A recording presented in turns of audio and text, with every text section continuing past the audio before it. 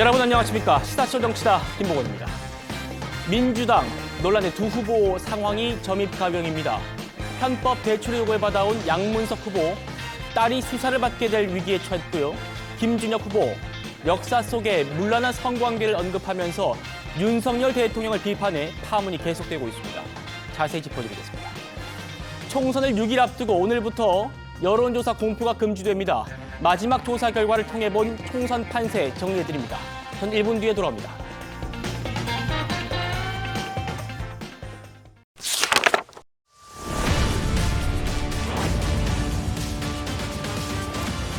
민주당 양문석 후보의 불법 대출 논란, 새마을금고 중앙회와 금융감독원이 현장 조사를 벌였고 조금 전 새마을금고 중앙회가 중간 조사 결과를 발표했습니다.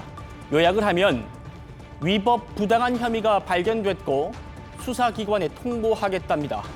영상 먼저 보시고 집중 토론합니다.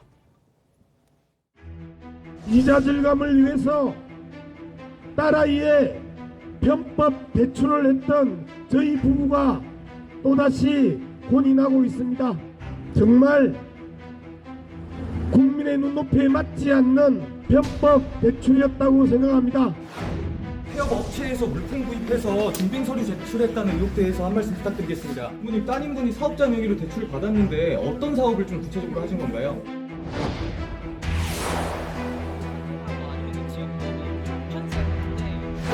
주택 구입 쪽으로 사업자 대출했다면 명백한 불법이거든요. 국민적 관심이 높고 그거에 대한 이해관계자가 많은 경우에 대해서는 정리가 되는 대로 신속하게 발표를 하는 게 맞지 않나.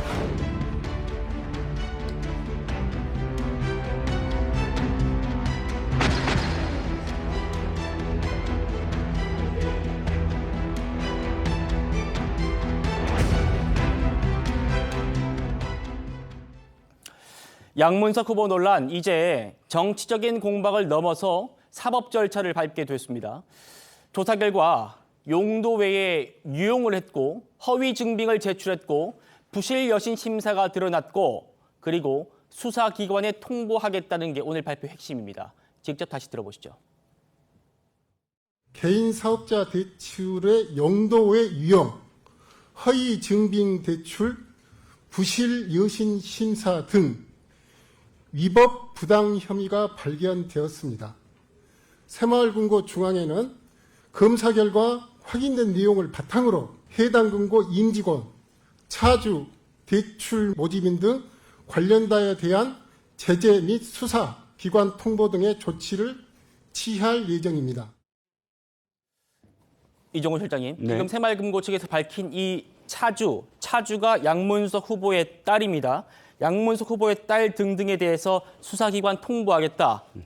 이번 조사 결과 어떻게 받아들이십니까? 일단 우리가 정치적인 소용돌이, 즉 총선에 있었기 때문에 지금까지 양문석 후보와 관련된 이 대출 의혹은 정치 공방이었습니다. 그런데 오늘 정치 공방이 아니라 네. 정치적인 어떤 공방 또는 어떤 논평 이런 거 다 제하고 실제로 있었던 일과 그것을 기반으로 한 법적인 그런 그 용어들이 이제부터 밝혀지기 시작하는 거죠. 예. 즉, 뭐 사기 대출이니 편법 대출이니 이건 정치적인 어떤 용어에 불과합니다. 실제로 무슨 일이 있었는지를 검사, 조사한 결과를 금감원과 새마을금고 측이 밝혔는데 예상했듯이 용도 외 유용, 그러니까 용도라는 건 기업 운전 자금이었는데 기업 운전 자금으로 받았으니까 당연히 사업자로서 어떤 기업의 운용과 관련된 부분으로 써야 되는데 그렇지 아니하고 네. 빚을 변제했다든지 그렇게 유용한 혐의가 드러났고 또 증빙 서류, 그러니까 아이고 무슨 물건을 샀습니다라고 내놓은 사업에 관련된 자료들이 전부 허위로 제출됐다는 것. 그리고 새마을금고 측에서 또 문제가 있다. 즉 부실로 여신 심사를 했고 모집인 등 확실히 대출 브로커가 특정했습니다. 예. 특정한 이 모집인 등을 검찰에 고발하겠다. 즉 법적 조치를 취하겠다. 한마디로 말씀드려서 불법 행위다라는 것을 공식 기관이 지금 확인한 것입니다. 예. 오늘 발표는 중간 발표입니다. 최종 조사 결과 발표가 아니고 중간 발표입니다. 그럼에도 확실하게 허위로 밝혀진 부분도 있다. 이렇게 언급됐습니다. 그 부분 들어보시죠. 허위 증빙 제출이 있었는데요. 새마을금고에 제출한 제품 거래 명세표 5개 업체 7건이 대부분 허위인 것으로 판명이 되었습니다. 확실하게 허위로 밝혀진 것은 사업자 등록번호가 홈택스상 확인이 안 되는 2개 업체 3건, 그리고 대출이 일어나기 이전에 폐업한 1개 업체 1건입니다.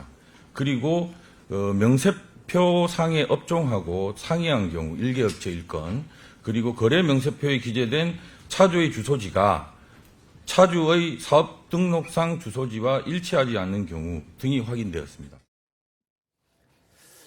저희가 어제도 설명드렸습니다. 대출 시점보다 수년 전에 이미 폐업을 한 그런 업체명이 이 서류에 적혀 있다거나 물품을 구매했다고 적어낸 그 일부 업체는 아예 사업자 등록도 되어 있지 않다, 이렇게 전해드렸는데 그걸 지금 새마을금고 중앙회에서 확실하게 허위로 밝혀졌다라고 분명히 공식화했습니다.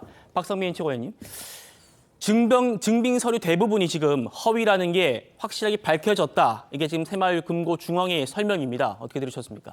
뭐 일단은 이제 현장 검사 결과를 이제 많은 유권자분들께서 보고 계셨을 거라 생각을 하고요. 편법 대출에 대한 사과를 본인이 하긴 했지만 구체적으로 조금 더 잘못한 부분이 드러나게 된다면 양문석 후보의 추가적인 입장 표명, 그리고 그동안 좀 채워지지 않았던 빈틈이 많았던 그런 해명들을 다시 한번 좀 상세하게 설명할 필요는 있을 것으로 보여지는데 네. 저는 뭐 양문석 후보가 책임질 부분이 없지 않다고 생각하지는 않습니다. 그러니까 책임질 부분이 좀 있다고 생각을 하는데 네. 그것과 별개로 지금의 양상은 좀 이상하다는 생각은 있어요. 왜냐하면 이제 금융감독원이 원래는 이런 그 감독을 해야 되는 기관은 아니잖아요. 그러니까 원래는 행안부에서 이 부분을 책임지고 하는 것이었고, 그리고 제가 알기로는 공동으로 정기 검사를 하는 게 8일로 예정이 되어 있었다고 하는데 이걸 굳이 당겨서 중간 발표를 지금 이 시점에, 사실은 사전투표 하루 전날에 이렇게 발표를 하는 것이 일종의 좀 선거 개입이다, 이렇게 볼 여지가 있기 때문에 네. 양문석 후보의 잘못을 떠나서 지금의 양상은 뭐 그렇게 썩 좋은 모양새는 아니다, 이렇게 말씀드리겠습니다.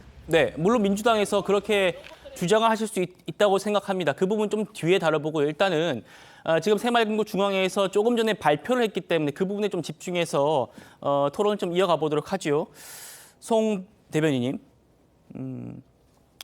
지금 이제 사법 절차를 밟게 될 것 같아요. 수사기관에 통보를 하겠다고 했으니까요. 변호사로서 보시기에 어떤 좀 법률적인 부분이 좀 문제가 될 것 같으신가요?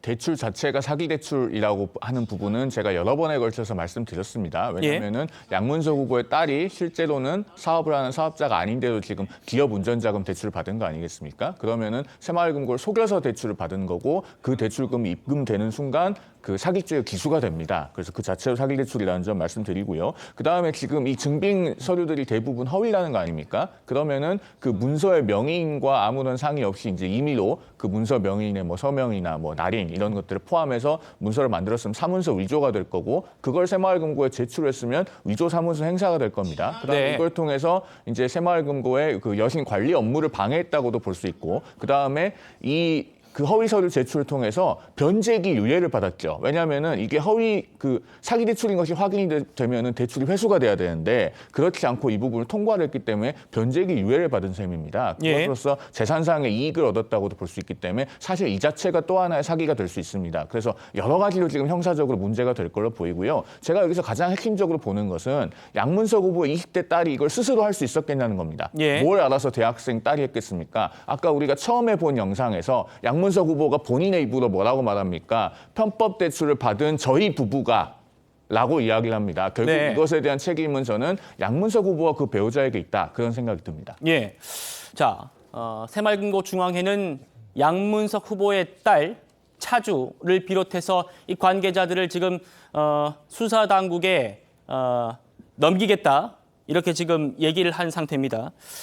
양 후보 딸의 이 사업 등록상의 주소지, 그리고 이 거래 명세표에 기재된 주소가 일치하지 않는 경우도 발견됐다는 겁니다. 어제 저희가 그 사업장 모습을 단독으로 취재한 모습을 보여드렸었습니다. 그 영상 준비됐으면 같이 한번 보시죠. 네, 이 배경 화면입니다. 여기가 이제 양문석 후보의 장녀가 이 새마을금고에 제출한 그 서류에 등록돼 있는 우리 사업장이다라고 제출한 그곳인데요. 저희가 가보니까 사업장이라고 보기엔 좀 힘든 그런 모습이었습니다. 사업을 할 만한 곳으로 보이지 않았다는 그런 주변 인물들의 증언도 저희가 전해드렸었고요. 성친 부의장님, 이런 것들이 저희가 며칠 동안 의혹을 제기했던 부분들을 지금 공식적으로 어떤 위법적인 부분이 있다는 게 확인된 겁니다. 그렇습니다. 저 업체도 아마 뭐 브로커가 소개해준 업체로 보여집니다. 근데 브로커가 혹시 껴있다 하더라도 양문석 후보의 책임은 자유로울 수 없다고 생각하고요. 그리고 혹시나 양문석 후보가 다른 지금 송영원 변호사님께서 말씀해주신 것처럼 이건 딸이 한 것이다. 나는 제대로 구체적으로 알지 못했다. 혹시나 이런 입장으로 갑자기 표명을 한다면 저는 더 심각한 문제에 처할 거라고 보고요. 네. 분명히 알고 있었을 거라는 거는 국민적 논도표에서는 다 확인되는 부분입니다. 그렇기 때문에 저는 이게 편법일 때도 문제가 될 수 있다. 왜냐하면 이 대출이 이루어진 시점 자체가 양문석 후보가 이미 공직 후보자로서 데뷔를 한 이후기 때문에 양문석 후보는 2019년에 경남 지역의 재보궐선거에 출마하면서 이제 공직 후보로서 데뷔를 했거든요. 네. 그렇기 때문에 그 이후에 이 정도의 공직자의 윤리 의식을 갖고 뭔가 이런 대출 행위를 했다는 것 자체가 편법 단계에서도 저는 문제가 된다고 봤기 때문에 방금 말씀하신 대로 지금 이제 불법적 요소로 지금 밝혀지고 있습니다. 그러니까 편법에서 불법으로 옮겨가는 단계이기 때문에 저희는 이제 더 이상은 이 양문석 후보의 입장이나 이런 것들이 과연 의미가 있을까?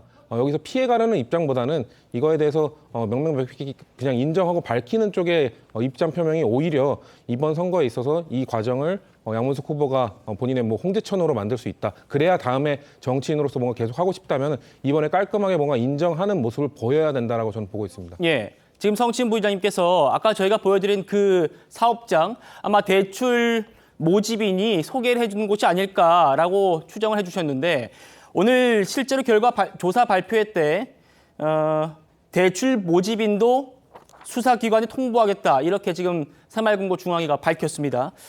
그건 저희가 취재를 해보니까요. 저희 단독 취재 내용입니다. 새마을금고중앙회 현장조사반이 이 양 후보 대출 과정을 조사하는 과정에 이 통상 대출 상담사, 대출 모집인 모집인이 중간에 껴있는 게 확인됐다고 합니다. 그래서 이제 발표가 된 건데요. 이게 왜 지금 중요하냐면 양 후보의 그동안 해명과 배치되는 부분이 있기 때문입니다. 양 후보가 그동안 뭐라고 했습니까? 이 대출은 11억 원을 대출받은 새마을금고 대출은 새마을금고가 먼저 제안을 했고 새마을금고 측에서 업계 관행이라서 괜찮다는 그런 답을 들었다. 이렇게 얘기를 했는데 자, 이렇게 되면 양 후보가 이 대출 모집인을 새마을금고 직원이라고 헷갈렸거나 아니면 거짓말을 했다는 거거든요. 이종원 실장님 어떻게 보십니까? 아니, 진짜 상식적으로 생각해서 지금 새마을금고도 어쨌든 기관입니다. 기관이 주체적으로 불법 대출을 모집을 해서 관행이니까 괜찮다라고 해서 불법 모집을 했다면 양문석 후보의 표현대로 그러면 새마을금고는 사실은 존재할 수가 없습니다. 벌써 그럼 신뢰도를 완전히 떨어뜨리게 되는 것이고 뱅크런이 일어날지도 모릅니다. 문제는 양문석 후보한테 있습니다. 최소한 공직자로 나올 사람인데 자신의 말이 어떠한 지금 파장을 일으킬지에 대해서 아무런 어떤 생각도 없이 그저 내가 지금 빨리 어떤 의미에서의 불법이라는 표현을 쓰지 않으려면 관행이거나 혹은 새마을금고가 주도를 했거나 또는 이것이 이 편법이 아니라는 어떤 또 다른 어떤 그런 이 이야기들을 꾸며내야 됐기 때문에 한 표현이라면 대단히 부적절했다는 거죠. 예. 벌써부터 새마을금고에서는 뱅크런을 걱정을 하면서 많은 그 수석만이 아니라 많은 새마을금고에 예금을 예치한 분들이 아니 이거 괜찮느냐라고 전화를 했다는 거예요. 왜? 양 후보 표현처럼 새마을금고가 나서서 불법 대출을 그렇게 행행하게 했다면 말이죠. 그러니까 처음부터 자신을 위해서 너무 많은 어떤 제가 추정하기에는 거짓말을 했다고 생각을 하고요. 그렇기 때문에 이제부터는 편법 대출이다. 이런 제목이 불가능해요. 불법 대출인 게 이미 공식 기관이 오늘 이야기를 했고 언론에서도 이제부터는 편법이다, 뭐 관행이다 이런 표현은 양문석 후보의 개인적인 어떤 정말 소회에 불과하고 이것이 불법 대출인 게 오늘 밝혀졌다는 것이죠. 예, 지금 저희가 화면으로 보여드리고 있습니다만 양문석 후보는 새마을금고에서 먼저 대출을 제안해서 대출이 이루어졌다라고 주장을 해왔는데 지금 새마을금고 중앙회의 오늘 발표를 보면 그렇지 않다는 겁니다. 소위 업계말로 브로커, 대출 브로커가 껴있고 그 대출 브로커가 이 대출을 알선해서 대출이 이루어졌다. 그리고 우리 새마을금고는 피해자라는 그런 쪽의 방점이 찍혀 있는 것 같습니다. 양 후보가 지금 해명을 거짓으로 한 건지 아니면 정말 헷갈려서 한 건지 여기에 대해서도 좀 입장을 내야 할 것 같고요. 그리고 또 포인트가 있죠. 아까 저희 패널분도 말씀 주셨습니다만 대출 받은 사람은 양 후보 딸입니다만 과연 20대 딸이 오롯이 책임을 지는 게 맞는가? 양문석 후보는 책임을 피할 수 없지는 않을까? 이 부분입니다. 여기에 대해서 금감원 답을 한번 들어보시겠습니다. 양 후보는 차주도 뭐 자녀로 나와 있고 그리고 뭐 관련 서류나 이런 것도 자녀 명의로 돼 있기 때문에 저희가 뭐 강제적인 수사나 이런 게 안 되기 때문에 수사기관에서 이런 그 혐의자별 그 혐의 특정은 수사기관에서 아마 할 것 같습니다. 성영우 대변인님, 어떻습니까? 차주는 분명히 차주는 양 후보의 딸입니다만 양 후보가 어떤 뭐 수사를 받게 되거나 그럴 가능성이 있습니까? 매우 높다고 봅니다. 왜냐면요. 자, 우리가 양문석 후보의 딸이 조사를 받는 경우를 한번 상정해 보겠습니다. 아까 그 허위로 제출됐다고 하는 뭐 거래 내역 이런 것들을 보여주면서 뭐 수사기관에서 물어봅니다. 이런 업체 압니까? 모른다고 하겠죠. 그럼 어떻게 해서 이걸 작성하게 됐습니까? 라고 하면은 양문석 후보의 그 대학생이었던 딸이 이걸 스스로 답할 수 있을까요? 저는 없을 거라고 봅니다. 그리고 자, 양문석 후보가 구입한 이 강남 아파트 몇 억짜리입니까? 31억입니다. 그러면은 31억이나 되는 그 고가의 아파트를 구입할 때 자금 계획을 스스로 다 세워봤을 거 아닙니까? 더군다나 부부 공동 명의로 구입을 했습니다. 그러면은 6억 원은 대부업체에서 빌렸고 5억 원은 지인들한테 빌린 거라고 하지 않습니까? 그러면은 그 돈들을 언제 어떻게 갚을지도 다 계획을 세웠지 않겠습니까? 그러면은 과연 이런 걸 11억 원이나 되는 대출을 새마을금고에서 받아서 그 빚을 상환한다는 거 양문석 후보 본인이 몰랐고 아무런 계획도 없었습니까? 그렇게 믿을 사람은 아마 대한민국에 거의 없을 거라고 생각됩니다. 예. 일단 지금 가장 먼저 내려진 조치는 대출금 회수입니다. 대구 수성새마을금고가 이 새마을 사업자 대출을 받아서 주택 구입 자금으로 쓴 양문석 후보한테 대출금 11억 원을 갚으라고 통보를 했습니다. 이종호 실장님. 네네. 오늘 이 등기 우편으로 네. 대출금 회수 통보 결정문을 보냈다고 하는데 그렇죠. 보통은 한 달 정도는 기다려 준다고 합니다. 그렇죠. 근데 이게 아마 뭐 좀 더 기다려지면 석 달 정도면 경매로 넘어가기 때문에 네. 양 후보가 좀 빨리 처분을 해야 되는 그런 상황 같아요. 그렇습니다. 그러니까 이런 어떤 상황들을 양 후보가 이미 짐작을 했던 것 같아요. 그래서 사태를 좀 진정시키고자 양 후보 스스로 그러지 않았습니까?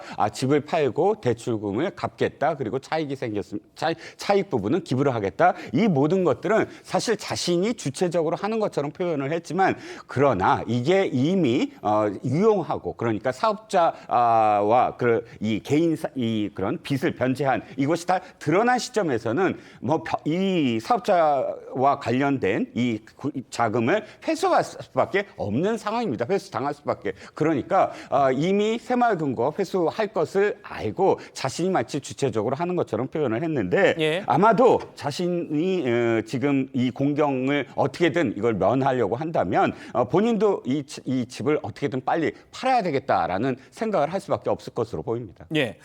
저희 취재진이 지금 열심히 이 양 후보 논란 건을 취재를 하고 있습니다. 그 논란의 그 강남 아파트 같은 평수에 저층에서 한 40억대의 그 매물이 하나 나왔다가 바로 없어졌대요. 그게 양 후보 집인지는 파악은 안 됐고요. 그리고 이후에 아직까지 그 같은 아파트에 같은 평수에서 매물로 등록되어 있는 건 없다고 합니다. 박선민 기자님, 양 후보가 지금 어쨌든 집은 빨리 처분을 하겠다고 했기 때문에 약속은 지킬 것 같습니다. 왜냐하면 어쨌든 대출금 회수 명령이 떨어졌기 때문에 강제적으로도 갚아야 되는 상황인데 양 후보가 앞으로 좀 어떻게 좀 대처해야 될까요? 저는 하루빨리 처분하고 그 결과를 국민들께 소상히 보고 드리는 게 맞는 수순이다라고 생각을 하는데요. 일단 이 논란이 터졌을 때 본인이 편법 대출을 죄송하다라고 이야기를 했고 더 논란이 커지고 나니까 이제 집을 처분하겠다라고 국민들께 약속을 한 바가 있지 않습니까? 그렇기 때문에 뭐 이것을 선거 앞두고 차일피일 미룰 상황은 아닌 것 같고 하다못해 집이 팔리지 않더라도 집을 내놓은 것 정도는 바로 이야기를 하는 것이 맞지 않을까라는 생각이 드는데 뭐 말씀하신 대로 이게 해당 아파트에 나온 이 평수 동일 평수인지 뭐 또는 그 집인지 이거는 알 수가 없지만 네. 어쨌든 본인이 이 정도까지 상황이 왔다고 한다면 아마 발빠르게 행동에 옮겼을 가능성도 있어요. 그래서 정말 처분이 이루어졌다고 한다면 아마 추가적인 입장문이 나오지 않을까 싶습니다. 네. 양문석 후보의 반응도 좀 살펴보겠습니다. 오늘 중간 결과 발표에도 아랑곳하지 않고 유세에 나선 그런 모습인데요. 기꺼이 감수하겠다 이러면서 눈물까지 흘렸답니다. 보시죠. 정말 많은 국민들이 양문석에게 실망했다 말씀하시면 기꺼이 감수하고 또 지금 이 자리에서도 사죄드립니다. 양문석의 막말, 양문석의 편법 대출 거의 한 달에 가깝게 또 언론의 집중탄을 맞으면서 사과하고 또 사과했습니다.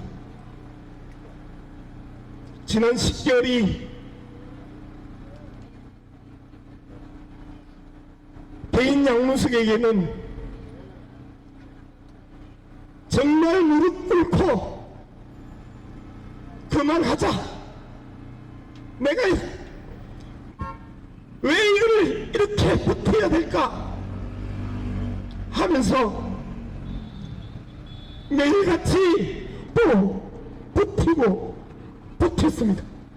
양문석 잘못했습니다. 잘못한 게 있습니다. 하지만 기회를 주십시오. 양문석의 허물을 잠시 덮어주시고 이번에 양문석이 일할 수 있는 기회를 주십시오. 4월 10일까지 양문석 달리겠습니다. 양문석 온몸으로 돌파하겠습니다. 양문석이 안모 쓰러질지언정 양문석이 돌파하겠습니다. 여러분. 이번 총선에서 후보들의 논란이 불거졌을 때 그 후보들이 어떻게 대응하느냐 이것도 좀 짚어볼 대목이었습니다. 그 부분 지금 짚어볼 겁니다. 송영우 대변인님, 양문석 후보가 잘못했다, 잘못한 거 있는데 그 내 허물을 잠시 덮어두고 일할 기회를 달라. 어떻게 들으셨습니까? 매우 후안무치하다고 들립니다. 왜냐면요. 양문석 후보의 지금 이 사기 대출 문제는요. 문제의 핵심이 뭐냐면 금융기관이 피해를 받는지 여부가 아니고요. 다른 사람의 기회를 뺏은 겁니다. 정말로 대출을 받아야 될 자영업자, 소상공인, 스타트업 그분들의 기회를 뺏었어요. 11억 원이면요. 2천만 원 정도 소상공인 대출이 55명 정도 받을 수 있는 돈이고요. 그보다 조금 더 작게 나눠서 1,000만 원씩 대출하면요. 100명 넘는 소상공인 자영업자가 대출을 받을 수 있습니다. 예. 정말 월급을 못 줘서 월세를 못 내서 보릿고개를 넘어가는 그 소상공인 자영업자들에게 돌아갔어야 될 대출 기회를 양문석 후보가 강남의 아파트 연끌하겠다고 뺏은 거예요. 그러면은 본인은 남의 기회를 훔쳐놓고 왜 기회를 달라고 하죠? 그 본인이 기회를 빼앗은 분들한테 한 분 한 분 가서 먼저 용서를 구하고 와야 되는 거 아닙니까? 저는 그런 생각이 듭니다. 예, 성춘 부장님, 양문석 후보 언론의 집중탄을 맞으면서 사과하고 또 사과했다. 나 정말 이렇게 핍박받았다라는 거를 강조한 것 같아요. 그리고 사퇴할 의사는 없다는 점을 한 번 더 부각한 것 같고요. 어떻게 들으셨어요? 사과를 다 했다고 저는 개인적으로 생각하지 않습니다.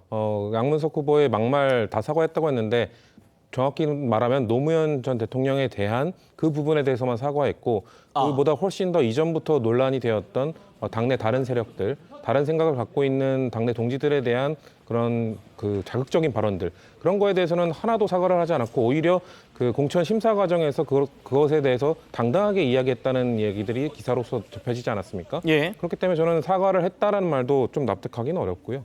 그리고 그 사과조차도 저는 이번 이 사태를 보면서 초기 대응이 가장 중요하다는 생각을 했습니다. 초기에 이 사건이 모든 걸 그냥 다 밝혀질 거란 생각을 하고 그냥 다 명명백백하게 그냥 깔끔하게 사과를 해야 되는데 양문석 후보 그러지 않았거든요. 처음에도 편법으로 좀 축소하면서 이야기하려고 했고 그렇기 때문에 이 결국 초기 대응 실패가 양문석 후보의 이런 문제들을 더 키웠다라는 말씀을 드리고 싶고 예. 양문석 후보가 그러면서 허물을 잠시 덮어주고 지금 윤석열 정부에 대한 심판이 필요하기 때문에 지지를 해달라고 하지 않았습니까? 글쎄요, 허물은 잠시 덮을 수 있는 게 아닙니다. 누가 뭐 국민들이 이건 잠시만 덮어줄게 할 수 있는 게 아니라 허물은 그거를 어떻게든 계속 극복할 때까지 덮을 수 없는 것이기 때문에 저 말도 저는 설득력이 없다고 보고, 저는 오히려 마지막 윤석열 정부에 대한 심판, 저는 그거엔 동의합니다. 그러기 위해서는 민주당이 더 힘이 실리기 위해서는 양문석 후보가 저는 결단을 해야 된다고 생각합니다. 예. 왜냐하면 이번 총선 승리를 위해서는 양문석 후보가 아니 지금 격전지에 있는 다른 후보들에 대한 승리가 더 절실하고 양문석 후보는 글쎄요 격차가 줄어들지 몰라도 그 지역에서는 승리할 거라는 예측들이 많습니다. 네. 하지만 지금 격전지에 있어서는 지금 계속해서 영향을 주고 있기 때문에 정말 민주당이 크게 승리하고 정말 민주당이 윤석열 정권의 실정에 대해서 비판하고 윤석열 정부에 대해서 심판을 하기 위해서는 저는 양문석 후보가 결단할 시기라고 생각합니다. 예, 박성민 의원님. 뒤에서 또 민주당의 반응도 대응 방식도 좀 살펴볼 겁니다만 일단 양문석 후보 본인은 온몸으로 돌파하겠다, 쓰러질지언정 돌파하겠다 이렇게 지금 얘기를 하고 있습니다. 어떻게 들으셨습니까? 그러니까 결국 이 문제의 시작도 이제 본인인 것이고 이 문제를 해결할 수 있는 사람도 본인인 것이죠. 네. 결국 뭐 당에서도 사실 지금 사전 투표를 하루 앞두고 뭐 공천 취소라든지 이러한 조치를 취할 수 있는 여력이 전 없다고 보고 있습니다. 그렇기 때문에 양문석 후보가 계속해서 뭐 눈물을 흘리며 사과를 하든 무릎을 꿇고 사과를 하든 석고대죄를 하든 제가 봤을 때는 뭐 그동안 조금이라도 오만해 보였을 수 있는 태도는 다 내려놓고 국민들 앞에 굉장히 좀 저자세로 죄송하다라고 사죄를 100번 정도 해도 모자랄 정도로 이번 논란은 꽤 큰 논란이다라는 점을 후보자가 인식해야 될 것 같고요. 앞서도 우리가 잠깐 짚었듯이 이제 본인이 사실은 집을 사면서 잃었던 그 대출이 문제가 되는 상황이다 보니까 예. 이 집에 대한 처분 이런 부분도 약속을 했기 때문에 그 약속을 이행하는 것까지도 전 유권자들께서 종합적으로 판단하실 것이다. 그런 면에서 후보자의 적극적인 사과와 좀 빠른 행동이 필요한 상황이다. 이렇게 보고 있습니다. 그렇군요. 어제 안산갑 후보자 TV 토론회가 있었는데요. 여기서도 양 후보 두고 좋은 정치로 갚겠다고 말했습니다. 좋은 정치로 갚겠다. 어떻게 들으십니까? 들어보시죠. 채소 가게 주인이 그렇게 이야기합니다. 이보시오, 대파 한 단 875원. 제발 우리에게도 좀 갖다 주세요. 우리도 그렇게 좀 팔아보게. 그 소리를 들으면서 억장이 무너집니다. 사랑하고 존경하는 안산 시민 여러분, 양문석이 믿더라도 이번에 윤석열 정권 심판하는데 빠지지 말아 주십시오. 이렇게 진심으로 사죄드립니다. 양문석 후보의 딸 명의의 사업자 대출 11억이 안산시 상록구 소상공인 지원 예산에 비교를 해본다고 그랬을 경우에는 지원 예산의 최대 73%에 해당하는 액수입니다. 만일 이 예산이 정상적으로 작동이 되고 주택담보대출로 활용되지 않았다면 더 많은 어떤 서민들이 혜택을 보고 피눈물을 흘리지 않았을 텐데 이자 절감을 위한 편법 대출은 국민 여러분께 진심으로 사죄드립니다. 편법 대출에 대한 부분 아프게 받아들입니다. 오직 안산을 위해서 이번 무리를 좋은 정치로 두고 갚겠습니다. 한동훈 위원장, 이렇게 이틀 동안 사퇴하지 않겠다고 공언하고 있는 양문석 후보에 대해서 공세를 펴고 있습니다. 오늘 이렇게 말했습니다. 어디 멀쩡한 사람을 사기꾼으로 몰아? 그 사람이 멀쩡한 사람입니까? 사기꾼 맞습니다. 사기 대출 다 드러났고 다 드러났는데 그냥 국회의원 하겠다고 합니다. 우리 아이들한테 이렇게 살라고 가르칠 겁니까? 성영훈 대변인님, 한동훈 위원장은 사기 대출이라는 표현을 쓰고 있습니다.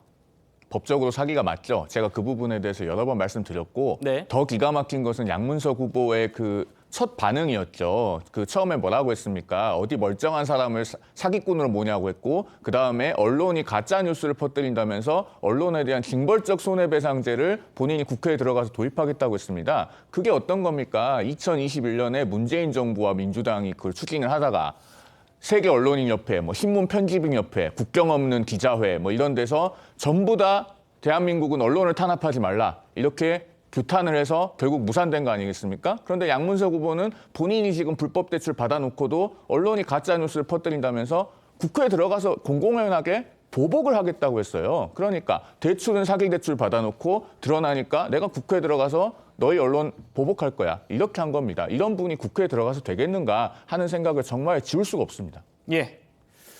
여기에 대한 양문석 후보의 반응은 어땠는지 그것도 한번 듣고 오시겠습니다.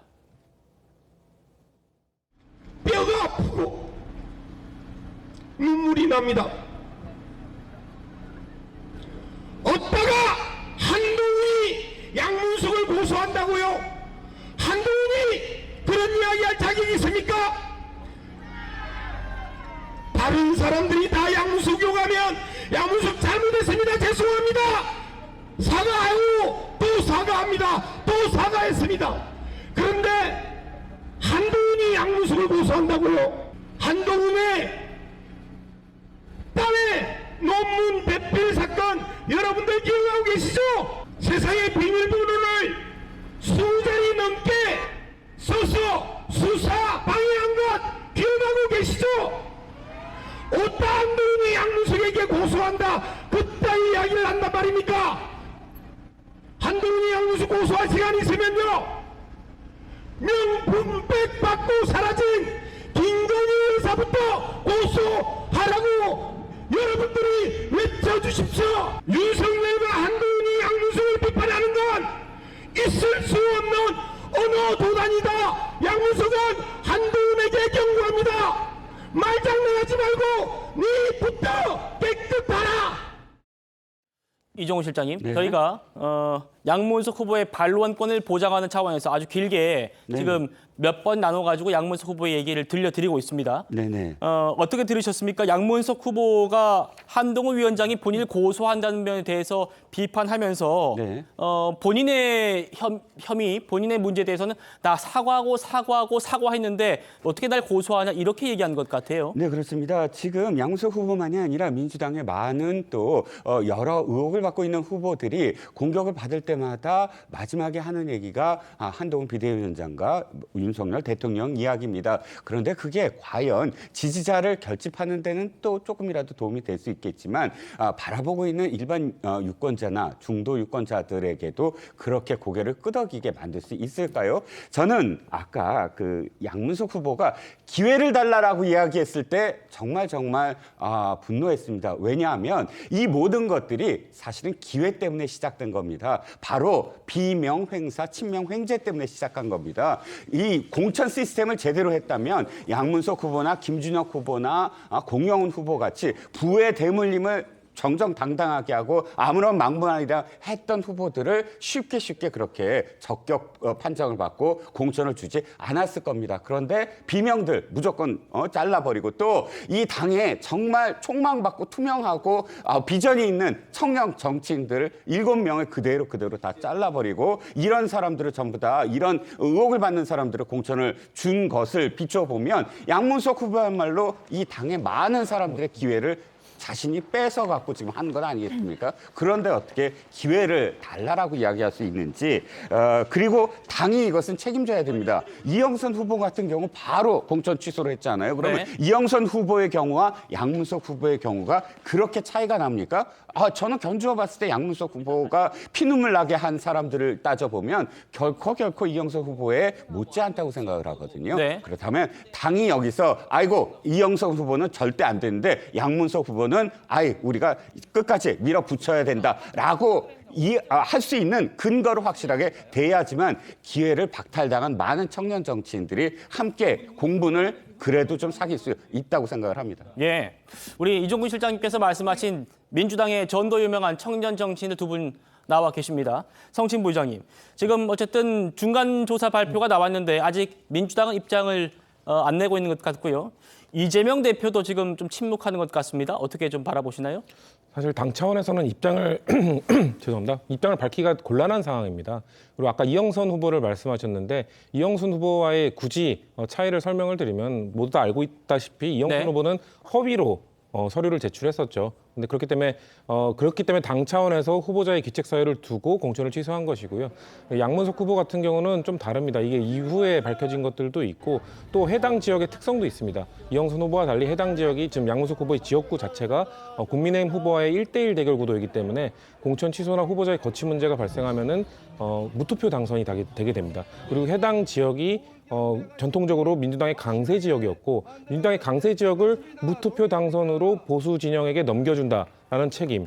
그것도 있을 수 있고 또 그 경선 과정에서 기존의 현역 의원이었던 전해철 의원에게 하위 20% 감점을 주면서 경선을 치르면서 뭔가 그때 논란이 있지 않았습니까? 그런 것들까지 다 가중적으로 평가해서 사람들이 만약에 당 차원에서 공천 취소를 하게 될 경우에 당이 크게 또 책임을 지게 될 수도 있거든요. 물론 후보자 혼자서 개인의 거취 문제를 결정하더라도 당은 책임에서 자유로울 수 없습니다. 하지만 이런 그 공천 부실함 또 적격의 부실함, 적격 부적격 심사의 부실함을 책임지기 위해서는 당보다는 저는 후보자 차원의 결단이 필요하다고 생각합니다. 예, 성채 부장님, 제가 이거 하나 여쭤볼게요. 말씀 들어보면 결국에는 이 여당의 무투표 당선이라는 그런 정무적인 판단을 할 수밖에 없다라는 부분 말씀 주셨는데 이 지금 이 후보자들의 논란이 공천 취소해야 된다, 사퇴하라 이런 문제 이어지는 거는 결국 당에서 검증을 통해서 이미 걸렀어야 하는 부분들을 못했기 때문에 거기에 대한 책임을 져야 되는 거 아니냐라는 차원 아닙니까? 그런데 그 이후에 정무적인 판단이 붙는다는 거는 어떻게 판단하시나요?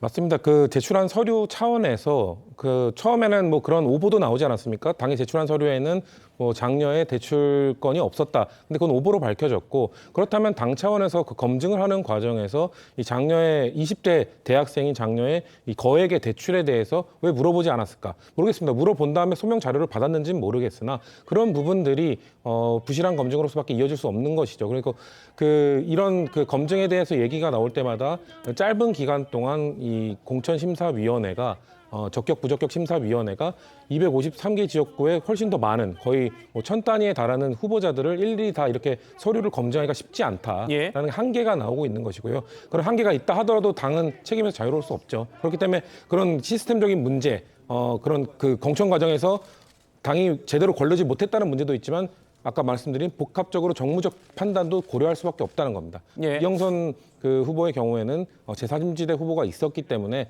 뭔가 그 유권자들의 그 다른 선택지가 있지 않았습니까? 그렇기 때문에 유권자들에게 다른 선택지를 이번 이 안산갑 지역에서는 드리지 못한다는 책임에서도 더 가중된 비판이 있을 수 있기 때문에 그런 차원에서 당의 부담이 더 크다. 그런 차원에서 말씀을 드린 겁니다. 세종갑은 제3지대라고 말씀 주셨지만 어쨌든 민주당에서 나오신 김종민 의원이죠.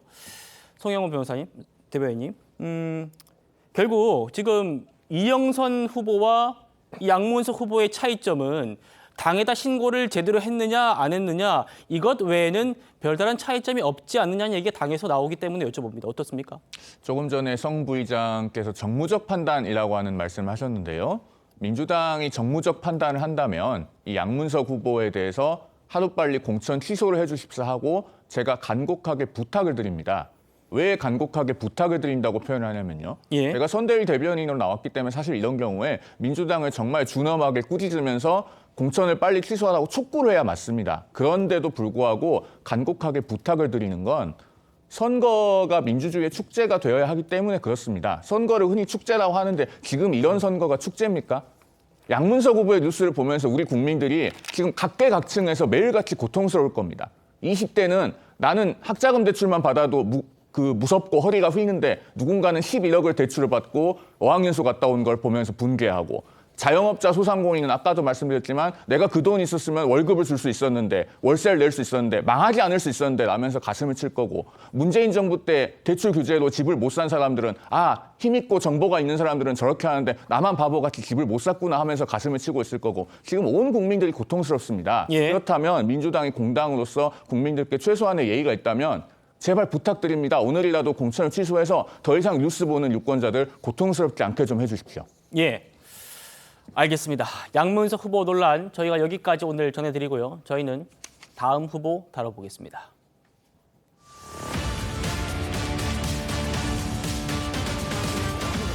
이화여대생 성상납 발언을 비롯해서 각종 막말 논란을 일으킨 경기 수원정의 민주당 김준혁 후보. 며칠 동안 짚어드린 사례들이 끝이 아니었습니다. 자고 일어나면 또 다른 논란이 또 불거지고 있습니다. 이번에는 조선 연산군에 대해서 언급하면서 이렇게 말한 게 논란입니다. 술 먹고 놀고 파티하고 연산 시절에 요즘으로 말하면 스와핑이 그렇게 많이 있었어요. 정말요? 예. 연산실록에 나옵니다. 연산군 일기에 나오는 이야기입니다. 그래서 연산군이 고위 관료들, 부부들을 갖다 불러갖고 자기가 보는 앞에서 스와핑을 시키고, 그리고 고관대작의 부인들을 수시로 불러서 생각을 하죠.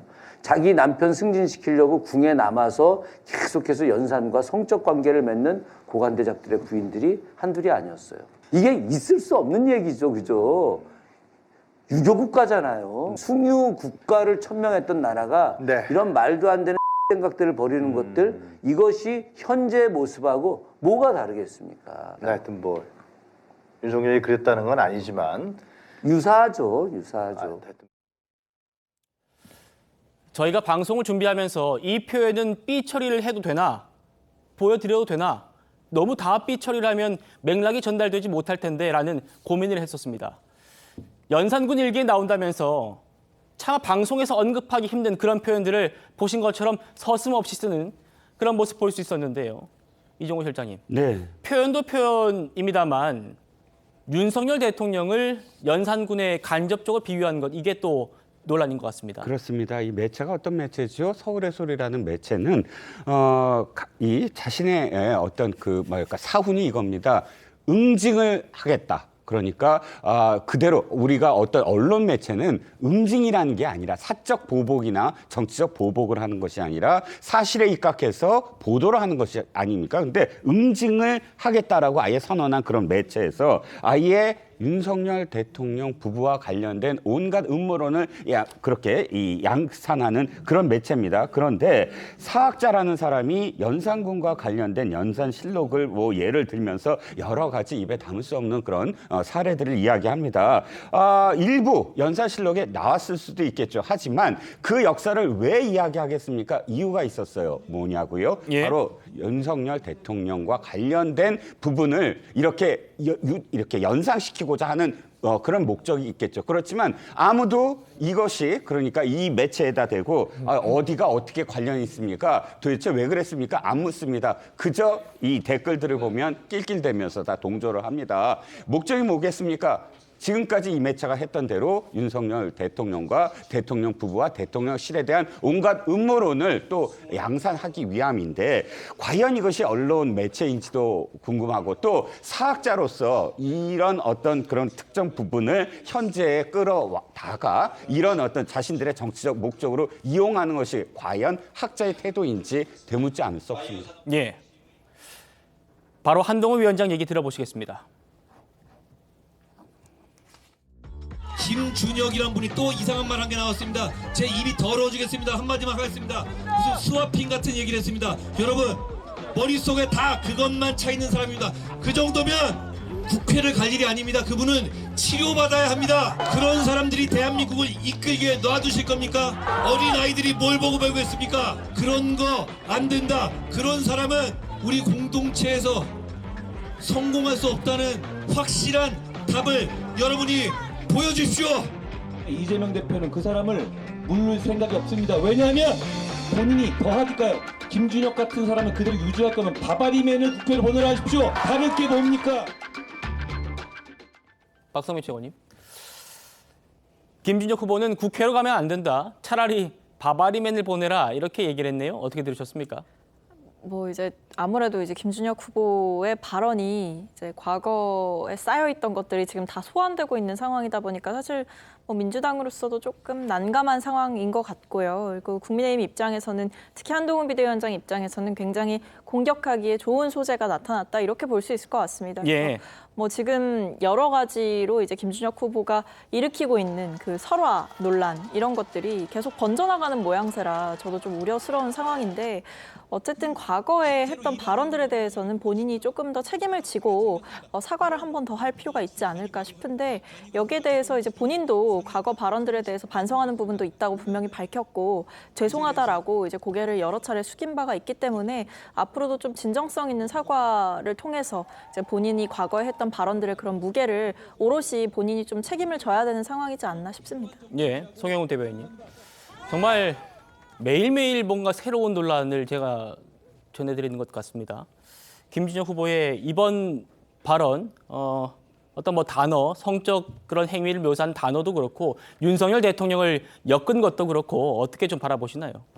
김준혁 후보는 이제 이게 하루 이틀이 아니죠. 몇 년에 걸쳐서 이런 발언들을 계속 해왔고 그게 선거 때 돼서 지금 하루에 하나씩 혹은 하나 이상씩 계속 나오고 있습니다. 그런데 제가 정말 이해할 수 없는 거는요.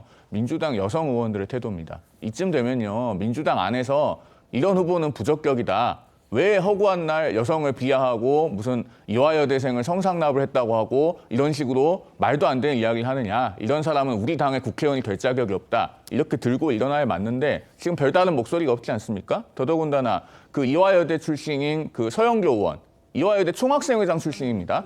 가만히 계시죠? 지금 해방 이화의 정신이 어디 갔습니까? 그다음에 또 강선우 의원, 그다음에 남양주의 또 최민희 후보, 도봉갑의 그 안규령 후보 이런 분들 다 이화여대 출신이에요. 네. 지금 자기 당 후보가 이렇게 기가 막힌 얘기들을 하고 있는데 한마디 말을 못합니다. 이게 어떻게 된 건지 사실 좀 묻지 않을 수 없습니다.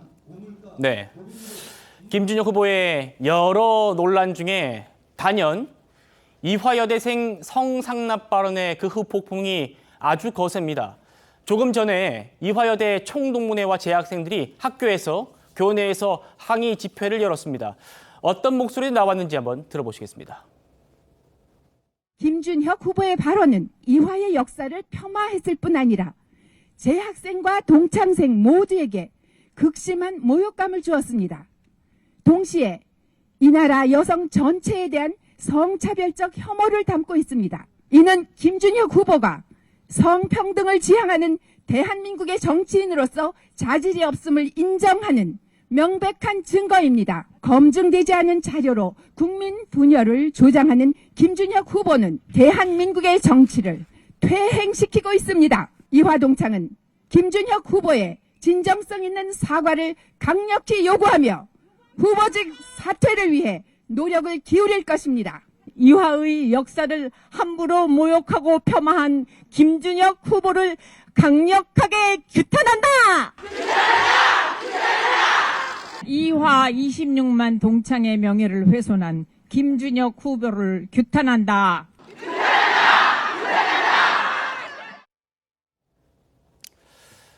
이화여대 옆에 있는 연세대 총학생회장을 지내신 우리 성치은 부의장님께 여쭤보겠습니다.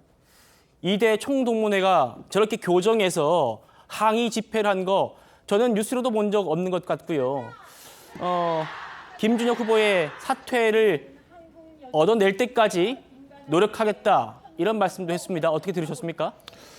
말씀하신 대로 저도 처음 봅니다. 사실 학교 차원의 이런 동문회 차원에서 저런 그 규탄 대회나 성명을 발표하는 거는 거의 드문 일입니다. 예. 왜냐하면은 학교 차원에서 학교 구성원들이 워낙 다양한 정치적 성향을 가질 수 있기 때문에 한쪽 성향의 편을 들어줄 수 있는 오해를 살 수 있는 그런 행동들은 절대 하지 않거든요.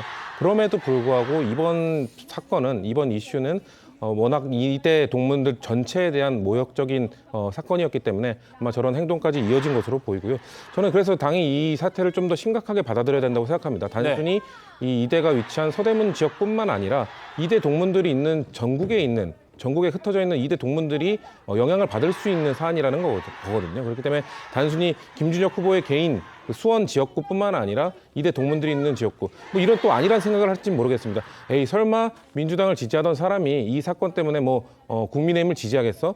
이게 문제가 뭐냐면 이런 혐오 발언, 이런 혐오 이슈가 생기게 되면 민주당을 지지하던 후보 지지자들이 그냥 투표를 포기하게 됩니다. 네. 그것 자체가 선거에 영향을 줄 수 있는 것이기 때문에 이런 차원에서 심각하게 받아들여야 된다는 것이고요. 그리고 아까 다른 패널도 말씀하셨지만 민주당 차원의 저는 김준혁 후보뿐만 아니라 당 차원의 전체적인 사과 아니면 이 이대 동문 정치인들의 사과도 적극적으로 이루어져야 저분들이 글쎄요 언제 정말 사퇴가 이루어질 때까지 규탄대회를 여실지는 모르겠으나 어쨌거나 저분들께 직접 찾아가서 사과하고 어떻게 보면 좀 회초리도 맞고 그런 모습들을 보여야 되는데 아직 당 차원에서 전혀 그런 모습을 보이지 않고 있기 때문에 당분간은 빠르게 저 화들이 가라앉을 걸로 보이지는 않습니다. 선거 얼마 안 남았으니까 조금만 버티면 되겠지라는 그런 얄팍한 인식으로는 안 된다라는 성치은 부의장님의 충언이었습니다.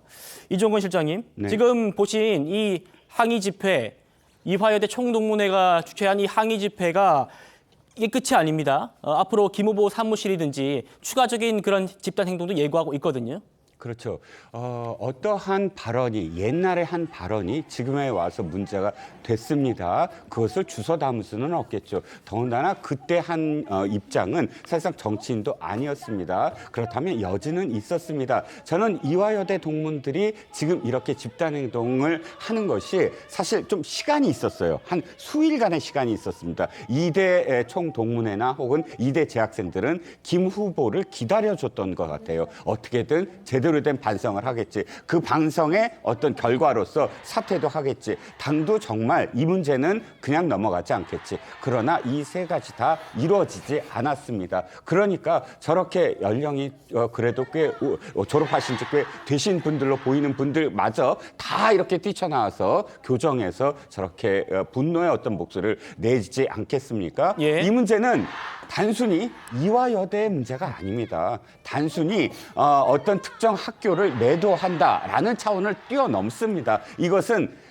민주당이나 혹은 한 개인의 후보가 얼마나 뿌리 깊게 성적인 어떤 성인지 감수성이 낮은지 이렇게 해서 집단적으로 매도하는 것이 너무나 당연하다고 여기는 그런 가부장적 그런 인식이 아직도 존재하고 있다는 것을 우리가 지금 느끼지 않습니까? 그러니까 단순히 이대생들의 어떤 문제, 이대 동문회들의 문제가 아닌 문제로 비화됐습니다. 이미 시간도 늦었고요. 이미 첫 번째 단추를 잘못 꿰었다고 생각을 합니다. 예. 지금처럼 눈물을 훔치시는 그런 이화여대 동문의 모습도 볼 수 있었고요. 앞으로도 이화여대의 움직임 저희도 지켜보고 보도해드리도록 하겠습니다. 이 김준혁 후보의 논란에 기름을 부은 사람이 있죠.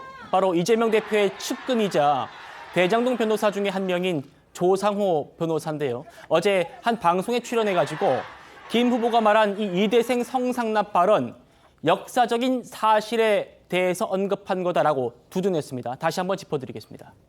자, 조상호 변호사 이 말 여러 가지로 문제적인 지점이 있습니다. 먼저 김준혁 후보 본인도 사과한 그 허위 사실을 두둔했고요. 허위 역사적 사실을 두둔한 겁니다. 그 과정에서 자신의 논리를 보강하면서 미군의 방첩부대 보고서에 실제로 매춘을 했다는 묘사가 나온다. 이렇게 적시를 했습니다. 방송에서요. 과연 이 말은 맞는지 그래픽 보면서 사실관계 따져드리겠습니다. 미군의 방첩부대 CIC 보고서입니다. 여기서는 낭랑클럽은 서울 거주의 여성들이 사회단체로 조직을 했고 목적은 귀빈과 정부 고위 관리들을 엔터테인하기 위한 것 이렇게 돼 있고요. 또 교양 있는 파티 주최자들 호스티스라고 표현을 하고 있습니다. 박성민 위원님, 엔터테인과 호스티스 이걸 지금 성접대로 해석할 수 있습니까? 어떻습니까? 글쎄요, 뭐 그렇게 보기가 좀 어렵지 않을까라는 생각이 드는데요. 일단 저는 근데 지금 이 상황에서 뭔가 이 과거 이제 김준혁 후보의 발언을 좀 옹호하기 위해서 여러 가지 이야기가 나오는 것들이 적절하지 않은 상황이라고 보고 있습니다. 그러니까 쉽게 말하면 불난 집에 기름 붓는 거는 하지 말아야 된다 이런 생각인데 사실 지금은 이제 김준혁 후보는 뭐 본인도 해명 중에서는 어떤 내용들은 역사학자로서 한 말이다라는 실제로 그런 해명을 하기도 했었어요. 뭐 수원의 그 지형에 대해서 얘기했던 부분을 언급하면서. 그런데 사실 지금은 어쨌든 김준혁 후보의 발언들이 하나하나가 다 논란이 되고 있는 상황이기 때문에 이 부분에 대해서 뭔가 김준혁 후보의 발언이 객관적으로 옳았다 또는 그럴 만한 근거 자료가 있다라고 옹호할 수 있는 양상은 아닌 것 같아요. 네. 그래서 결과적으로는 저는 지금 이런 식의 뭐 본인이 아닌 분들이 나서서 옹호하고 해명해주고 대신 변호해주고 이럴 상황은 아니라고 보고 있습니다. 네. 김준혁 후보나 이 조상호 변호사 모두 의도적인 건지 어쨌든 결과적으로 역사 왜곡을 하고 있는 걸로 볼 수 있겠습니다. 학계에서 보는 낭랑클럽 어떤지 그것도 그래픽 한번 보시죠. 최 서울대 교수님, 회정고 교수님, 성상납 발언은 악의적인 낭설이다. 낭랑클럽은 민간 외교의 목적 사교클럽이다. 이렇게 말씀 주고 계시고요. 김명섭 연세대 교수님, 김환란 총장이 제자들을 성상납할 정도로 도덕적 수준이 떨어지는 인물은 아니었다라고 말씀 주고 계십니다. 그리고 현대사를 연구하는 교수님은 낭랑클럽은 미군을 상대로 로비를 한 동시에 정보를 얻기 위한 조직으로 봐야지 김 후보가 말하고 조상호 변호사가 두둔한 그런 매춘, 성매매 이런 표현은 찾을 수 없다는 겁니다. 이종호 실장님. 네네.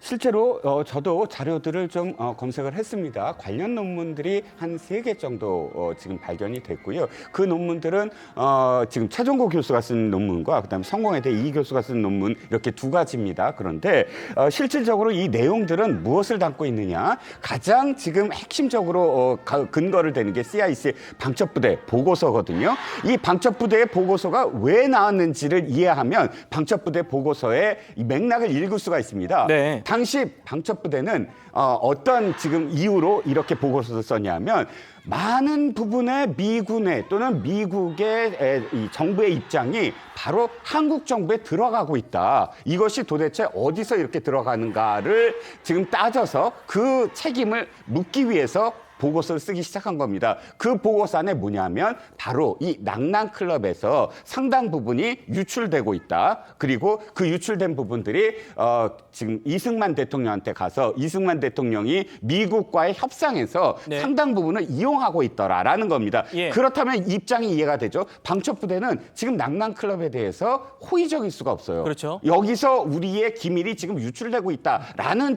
그 시각으로 쓰고 있는 겁니다. 그러니까 사교고 외교적인 어떤 사교 집단인데 여기서 우리의 것이 계속 유출되고 있으므로 여기를 계속 우리가 주시해야 된다. 이 맥락으로 쓴 내용이거든요. 그러니까 여기에 무슨 성상납이나 이런 표현도 없었고요. 이 부분들을 갖고 증폭을 해서 무슨 상납이니 하는 것들은 기본적으로 미국이 6.25나 혹은 또는 당시에 우리 분단 때 침략군이다라는 그런 인식하에서 침략군이기 때문에 또는 이쪽에서 친미주의자들이 사대를 하기 위해서 이렇게 했다라는 식의 프레임을 걸기 위해서 네. 사실은 이 보고서를 이용한 것에 불과하다는 것이죠. 예.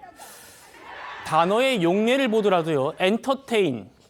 저희 뭐 여러 엔터테인먼트 회사들 많죠. 연예계에. 그리고 호스티스.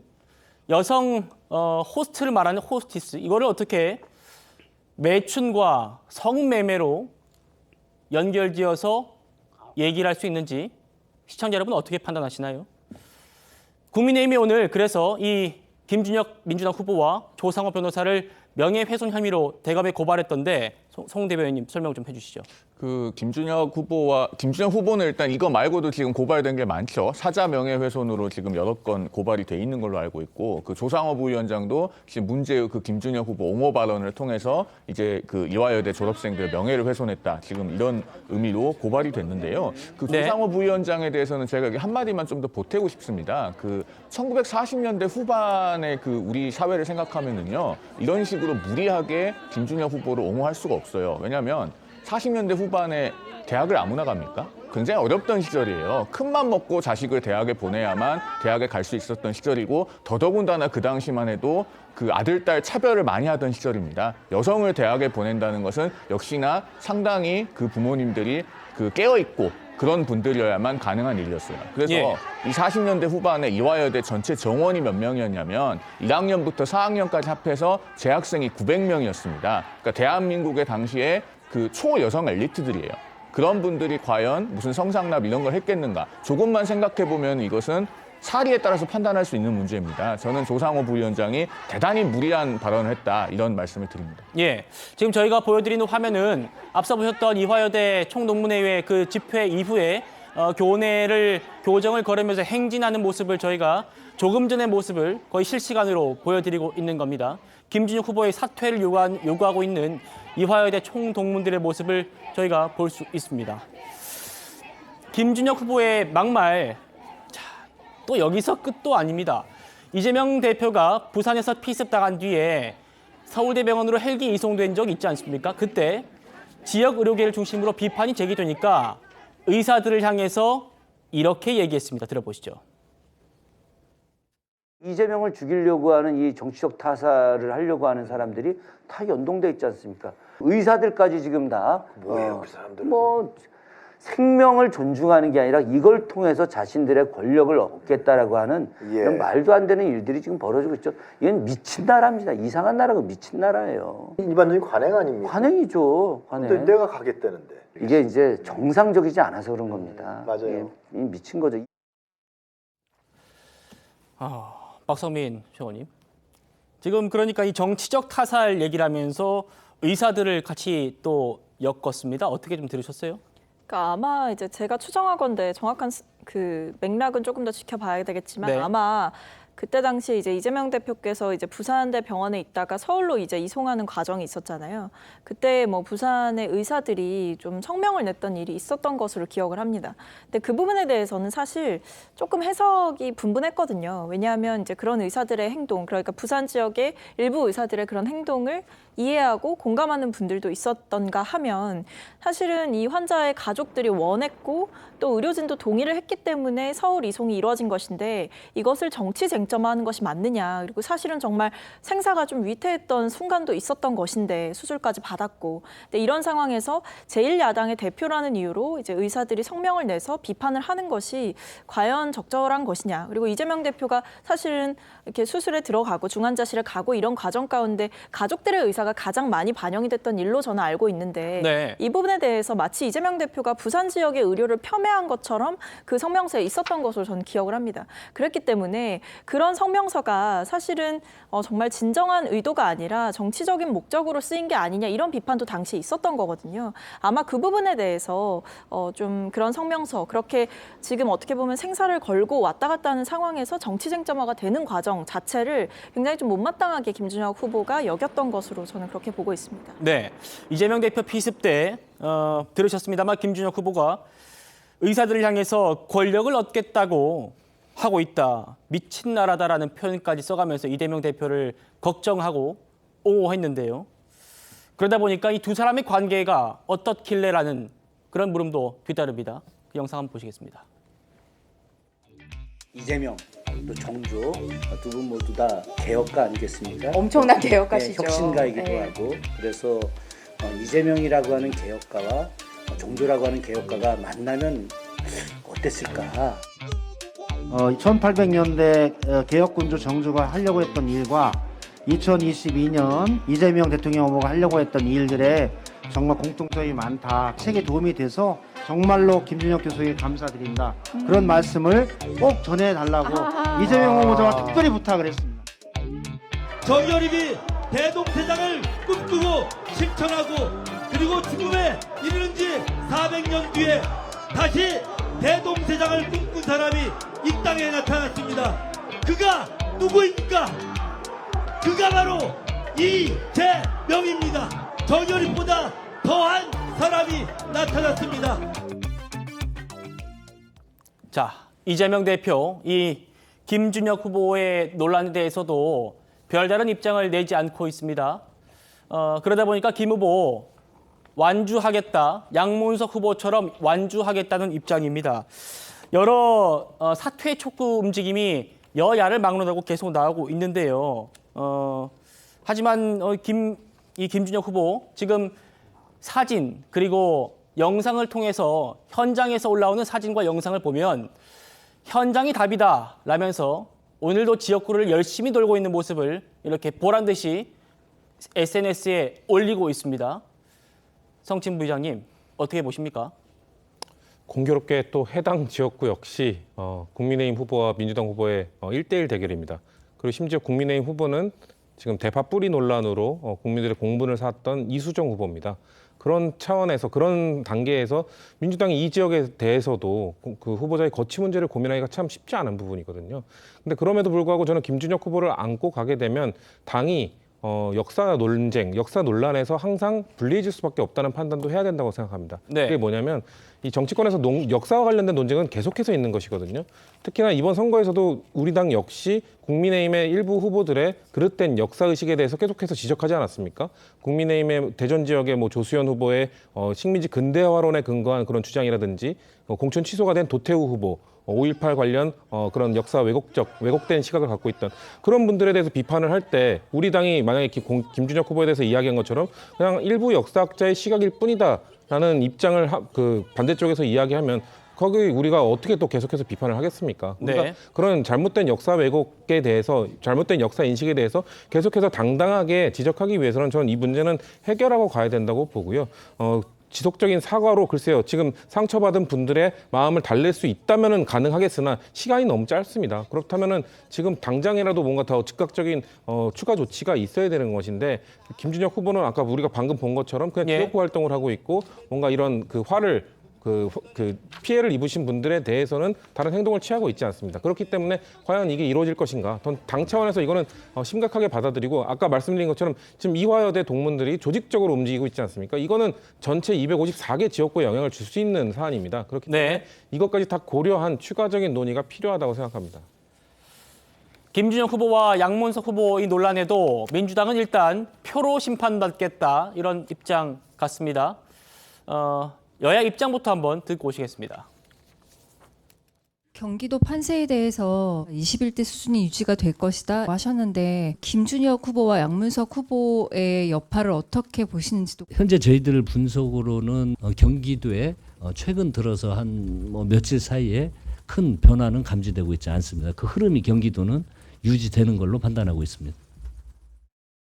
한병도라는 이 더불어민주당의 선거 관련자가 이렇게 말했습니다. 경기도의 판세에 별다른 영향이 없더라. 그러니까 김준혁이든 양문석이든 그대로 밀어붙인다는 얘기입니다. 여러분, 이런 오만을 그냥 두고 보실 겁니까? 송영훈 대변인님, 어떻게 들으셨습니까? 이 경기도에 큰 변화가 감지되고 있지 않다, 두 사람의 논란이 이어지고 있지만, 이런 얘기가 표심에 크게 영향 안 주는 것 같으니까 우리 좀 끝까지 가볼래? 라는 말로 좀 들리기도 하거든요. 어떻게 들리세요? 그러니까 민주당 한병도 전략기획위원장의 머릿속에는 지금 전략만 있고 국민은 없는 것 같습니다. 아까 좀 전에 제가 양문석 후보에 관해서는 민주당에서 공천 취소를 해주시길 간곡하게 부탁을 드렸는데, 이 김준혁 후보에 관해서는 제가 민주당에 제안을 하나 드리고 싶어요. 제발 다시는 일본 얘기 지지 맙시다. 무슨 얘기냐면요, 어제 일본에서 무슨 일이 있었냐면 시즈오카 현 지사가 사퇴를 발표했습니다. 왜 사퇴를 했냐, 이틀 전에 신입 공무원들을 모아놓고 훈시하면서 야채를 팔거나 소를 돌보는 것과 다르고 여러분은 두뇌와 지성이 높은 사람들이다, 이렇게 얘기를 했습니다. 그러니까 시즈오카 현으로 항의가 빗발쳤답니다. 그러니까 낙농인들이나 농업인들을 광역으로 비하한 거죠. 그렇게 되니까 이 현 지사가 견디지 못하고 결국엔 사퇴를 했는데, 초선 지사도 아니고 무려 4선 지사입니다. 그런데도 불구하고 이 막말로 사퇴를 했습니다. 자, 민주당은 문재인 정부 때 뭐라고 했습니까? 다시는 일본에게 지지 않습니다라고 하지 않았습니까? 우리 유권자들이요, 이런 뉴스를 보면서 일본은 그래도 저렇게 막말하면 사퇴를 하는데, 이렇게 생각하면서 일본을 부러워하는 일이 없도록 좀 민주당에서 다시는 일본에게 지지 않는 그런 마음으로 김준혁 후보를 사퇴시켰으면 좋겠습니다. 알겠습니다. 이번 논란 여기까지 하고요. 민주당의 반응 추가로 나오면 또 전해드리도록 하겠습니다. 저희는 다음 주제로 넘어갑니다.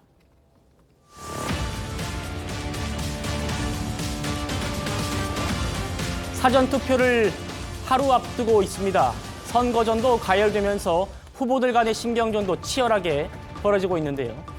한 곳 한 곳 좀 가보겠습니다. 경기 안양 동안을에선 민주당 이재정 후보가 국민의힘 심재철 후보의 유세차를 의도적으로 막아섰다. 아니다. 이걸 두고 종일 논란이었습니다. 자, 보시면요. 이종호 실장님. 네네. 이 장면인데요. 네네. 가운데가 이제 심재철 후보의 유세차인데 그 앞뒤로 차량이 막고 있습니다. 이걸 지금 심재철 후보 측에서 문제를 제기하고 있는데, 이걸 경찰과 또 선관위에 고발 또 신고하면서 또 나중에 법적인 또 공방까지도 벌어질 수 있을 것 같습니다. 네, 그렇습니다. 양 후보 사실 지난 21대에서 한번 맞붙었지요. 리턴 매치입니다. 한번 심재철 후보가 이재정 후보한테 패배했고, 이번에는 다시 한번 다시 승기를 잡아보고자 심재철 후보가 연일 맹공을 퍼붓는데, 이 장면은 좀 눈살이 찌푸려집니다. 두 가지 점에서요. 첫 번째는 뭐냐면, 지금 선거는 아까도 송 변호사께서 말씀하셨지만 축제예요. 예. 축제의 어떤 분위기가 유지돼야 되잖아요. 그런데 지금 자동차 사이에 끼어서 유세를 못하게 했다. 이 사진만 놓고 보면 너무너무 협량의 정치, 협량의 선거운동입니다. 아니 이렇게 해서 무엇을 얻을 수가 있을까요? 그런데 또 이재정 후보 얘기는 다릅니다. 아니 이 심재철 후보 측이 먼저 사실은 이러이러하게 차를 막아선 적이 있다. 그러니까 심재철 후보도 문제가 있다. 이런 식의 국민들이 보기에는 정말 눈살 찌푸리는 유치한 공방이 이어지고 있거든요. 예. 자, 말로는 공방 벌여도 됩니다. 그리고 정책과 관련해서 싸워도 됩니다. 하지만 서로 간의 유세라든지 서로 간의 선거운동을 방해하는 일은 절대로 있어서는 안 되는 일입니다. 알겠습니다. 이번엔 서울 동작을로 한번 가보시죠. 이재명 대표가 이곳을 사수하기 위해서 정말 집중 공략을 하고 있죠. 조국 혁신당의 조국 대표도 어제 이곳을 찾았습니다. 영상 만나보시죠. 왜 하필이면 여기 왔냐? 4월 10일 이후에 TV에서, 신문에서, 언론에서 얼굴을 보고 싶지 않은 사람이 있는 곳에 가야겠다. 국회 선진화법 위반으로 빠루 아시죠? 빠루를 들었고 기소가 되었는데 4년째 1심 재판이 안 나오고 있습니다. 박성민 최고님, 그동안 조국 대표가 부산 사투리도 많이 쓰면서 PK 구애에 집중해 왔는데 갑자기 서울 동작을로 왔습니다. 이거는 어떤 겁니까? 나경원 후보를 공격하기 위한 겁니까? 아니면 민주당 후보를 돕기 위한 겁니까? 뭐 둘 다겠죠. 사실은 이제 국민의힘 그 후보를 강력하게 비판하고 공격할수록 예. 어쨌든 민주당 지지층들에게서 좀 반응이 올 수 있다 이런 생각을 분명히 할 것이고 뭐 그건 여야 할 것 없이 지금 뭐 각자의 선거전에서 보여지고 있는 모습이죠. 근데 어쨌든 동작을이 사실은 지금 굉장한 접전으로 나오고 있는 지역이거든요. 여기 사실은 오늘부터 이제 여론조사 공표가 금지가 되기 때문에 네. 사실은 이제는 뭐 여론조사를 통해서 뭔가 추이를 알 수 있거나 그런 상황이 아니에요. 그렇기 때문에 막판까지 누가 더 결집하냐, 누가 더 투표장에 많이 가느냐 이 싸움이 시작된 거라고 봐야 되는데 이 상황에서 어쨌든 나경원 후보 그러니까 원래는 이제 의원을 하셨었잖아요. 네. 이분이 다시 국회에 들어가느냐 이 부분도 굉장한 관심사가 되고 있는 것이고 또 한편으로는 이 나경원 후보가 가지고 있는 뭐 그동안 정치적인 이력이라든지 보수 진영에서 갖는 상징성 이런 것들이 있기 때문에 사실은 정권 심판론으로부터 또는 보수 심판론으로부터 자유롭지 않은 거거든요. 그런 면에서 지금 조국 그 혁신당 대표도 이렇게 방문을 해서 접전지의 지원 유세를 나왔다 이렇게 좀 봐야 되는 것이죠. 네. 이재명 대표가 재판 도중에 깜짝 방문할 만큼 이 서울 동작을에 굉장히 공을 많이 들였습니다.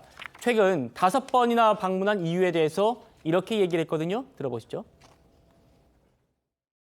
밥을 차 안에서 김밥을 태우기로 하고 우리 유상현 후보 반드시 당선시킨다 이런 생각으로 다시 왔습니다.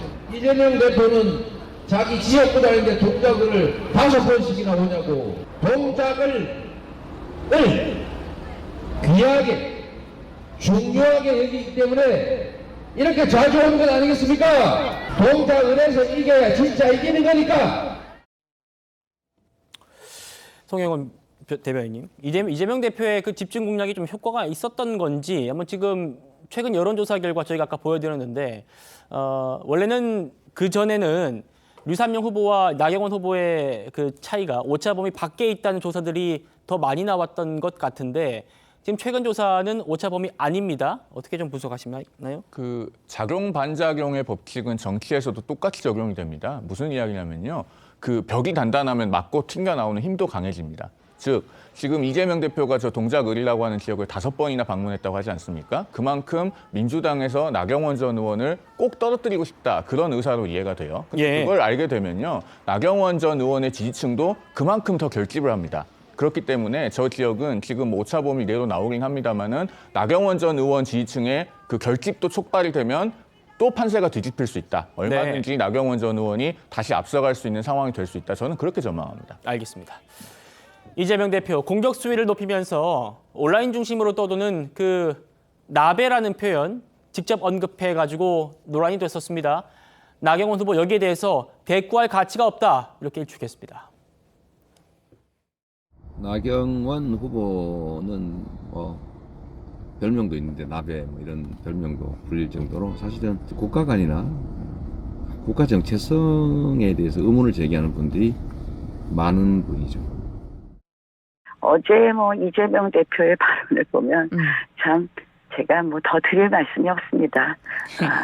진짜 그냥 저는 높게 가겠습니다. 오늘은 또 조국 혁신당의 조국 대표가 온다고 하는데요. 그래요. 글쎄 저는 거의 개의치 않습니다. 왜냐하면 우리 동작 주민들께서 저를 지켜주실 거라고 생각을 합니다. 한동훈 위원장 오늘도 이재명 대표의 발언을 굉장히 비판 많이 했습니다. 이어서 한번 들어보시겠습니다. 이재명 대표가 나경원 대표에 대해서 여성 비하적인 멸칭을 일부러 얘기했죠. 이재명 본인의 별명이 뭡니까? 그건 자기 스스로 한 말이에요. 그 사람들은 머릿속에 그런 생각밖에 없습니다. 나경원 후보 최후의 전선을 사수하겠다 이런 의지도 보이고 있는데요. 그래픽 한번 보겠습니다. 예, 이겁니다. 나경원만 무너뜨리면 대한민국을 마음껏 휘두를 수 있다는 생각이다. 내가 마지막 방파제고 최후의 전선이다. 이렇게 평가를 하고 있습니다. 이종호 실장님. 지역에 대한 어떤 문제일 것 같아요. 이 구도는 어떤 구도냐면 한강벨트입니다. 한강벨트의 그러니까 남쪽에서 가장 중심이 되는 곳이 동작을입니다. 동작을 만약에 민주당이 사수를 한다고 한다면 이번에도 한강벨트 이남에서는 강남을 고립시킬 수 있다. 이런 전략이거든요. 그런데 만약에 동작이 다시 국민의힘으로 간다. 더군다나 나경원 후보에게 간다 한다면 전체적으로 봤을 때 한강벨트에서 남쪽은 국민의힘이 드디어 지켜냈다 내지는 사수했다 내지는 공성을 했다 이런 어떤 표현이 됩니다. 한 지역이 중심이 돼서 굉장히 중요한 어떤 역할을 하는 건 바로 그게 벨트의 허리이거든요. 한강 벨트의 이전에서 마용성의 용산이 바로 그런 역할을 합니다. 그렇기 때문에 용산도 아주 집중적으로 지금 민주당이 공략을 하고 있고요. 이 용산과 동작을은 한석의 문제가 아니라 전체적인 벨트의 승패를 좌우하는 곳이기 때문에 양쪽 다 치열한 어떤 전투가 지금 벌어진다고 할 수가 있겠습니다. 예. 이번에는 서울 마포갑으로 가보겠습니다. 민주당 이재은 후보가 이번 경찰 출신이죠. 경찰 재직할 때 연수휴직을 내고 로스쿨을 다녔다. 그러다가 징계를 받은 게 추가로 드러났습니다. 한동훈 위원장이 여기에 대해서 오늘 비판을 했는데요. 들어보시겠습니다. 공직을 맡으려는 사람은 자기 이익을 내세우면 안 됩니다. 당연하지 않습니까? 이지은이라는 후보가 있습니다. 마포갑에 출마했어요. 경찰을 했다는 경력 하나로 공천받은 사람입니다. 그런데 이 사람이 경찰할 때 경찰 조직을 속이고 자기 개인을 위해서 로스쿨을 다녔습니다. 공무원 신분으로 여러분 이거 얼마든지 말씀하셔도 됩니다. 그게 적발돼서 감사원에 적발돼서 징계까지 받았으니까요. 그러고 나서 국회의원이 되겠다고 합니다. 국회의원 돼도 학교 다닐 겁니까? 조국과 이재명이 그렇게 살아왔기 때문에 이런 사람들만 모이는 겁니다. 성채은 부장님. 그러니까 이게 국가공무원법을 보면 연수휴직은 최대 2년까지인데 이 이지은 후보가 대학원을 가려고 연수를 내놓고 3년 과정에 로스쿨을 다녔다는 거예요. 어떻게 좀 보십니까? 일단 징계를 받았기 때문에 내부 규정을 위반한 것으로 결론이 난 사안 아니겠습니까? 그렇기 때문에 이지은 후보가 저는 빨리 지금 입장을 내지 않은 상황입니다. 모든 아까 제가 앞서 다른 사안들에 대해서 말씀을 드렸지만 이 초기 대응이 가장 중요합니다. 초기에 혹시나 이것이 며칠만 더 있으면 크게 확산되지 않지 않을까라든지 이 내용에 대해서 구체성이 밝혀지지 않지 않을까라든지 이런 식의 안일한 대응을 했다가는 오히려 화를 키울 수가 있거든요. 저는 이지은 후보가 어떻게 보면 징계를 받았고 계속해서 취소 소송을 냈지만 패소는 했지만 그 과정에 있어서는 본인이 최대한 그런 징계의 흔적을 남기지 않기 위해 노력했던 그런 부분으로 보이고요. 그럼에도 불구하고 일단 지금 이제 공직 후보자로 나섰으니까 국민들께 유권자들께 세세하게 설명드리고 사죄할 부분이 있으면 사죄하고 국민 눈높이에 맞지 않는 부분이 있다면 그런 것에 대해서 그냥 솔직하게 이야기하는 것이 가장 좋은 대처일 거라고 저는 보고 있습니다. 예, 알겠습니다. 각종 지역의 이모저모 여기까지 살펴봤고요. 저희는 이제부터 오늘부터 이제 공표가 금지된 여론조사 마지막 좀 살펴보겠습니다.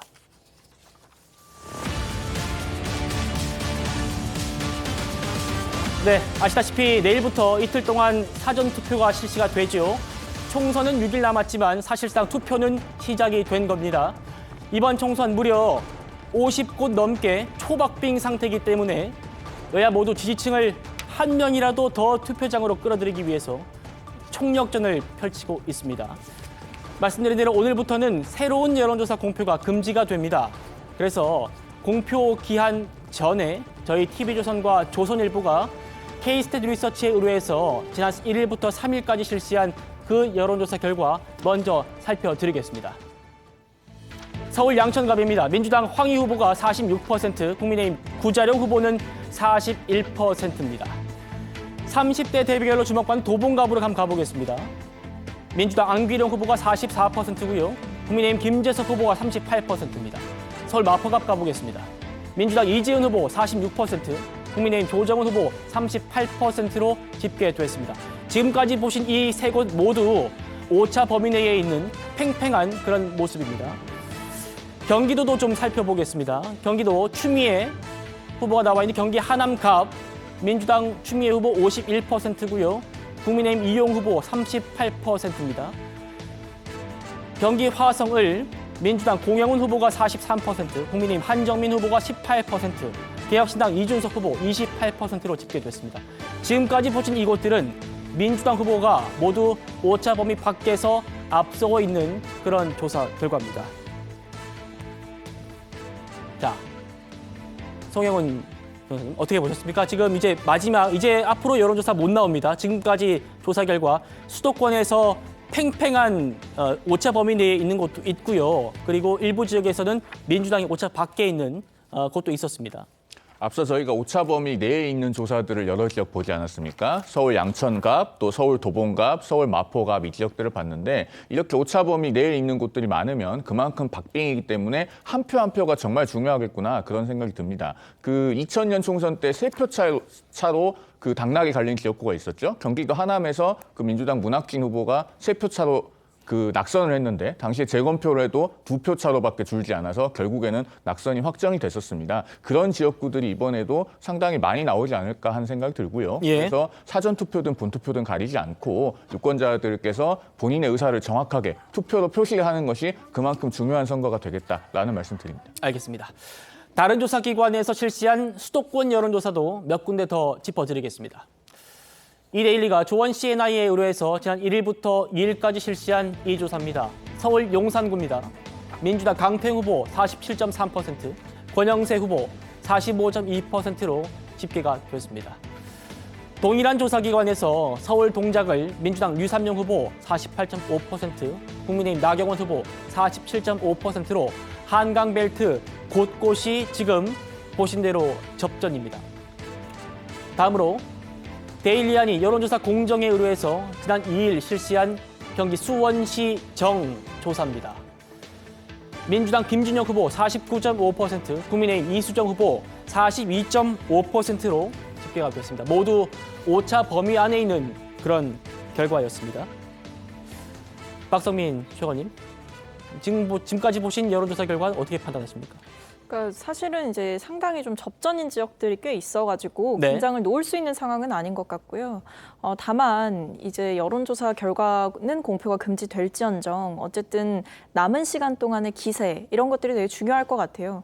일단 사전투표를 독려하는 것은 여야 할 것 없이 하고 있는 일이고 결국에는 어떤 슬로건을 가지고 어떤 비전을 가지고 선거를 치를 거냐인데 제가 봤을 때 어쨌든 지금까지 한동훈 비대위원장의 발언이나 이런 것들을 봐도 여당으로서의 선거 전략을 전혀 좀 제대로 세우지 못했던 것 같다 이런 인상을 많이 받았거든요. 네. 결국에 2조 심판론을 내세우면서 이재명 대표와 조국 대표 이 두 분을 계속해서 공격하는 전략을 택하고 문재인 정부를 비판하는 전략 이런 것들을 택하고 있는데 사실은 이 선거에서는 야당 심판론이 작용하기보다는 어쨌든 윤석열 정권에 대한 심판론이 작용할 수밖에 없는 선거입니다.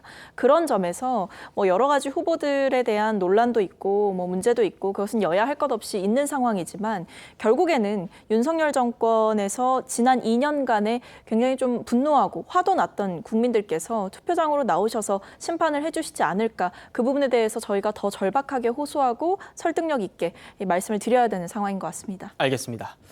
자, 그리고 낙동강 벨트가 있는 부산 그리고 양산도 살펴보겠습니다. 한국사회여론연구소가 부산일보와 부산 MBC 의뢰로 지난 1일부터 이틀 동안 부산 남구를 대상으로 조사한 결과입니다. 국민의힘 박수영 후보 47.2%, 민주당 박지혜 후보 46.3%입니다.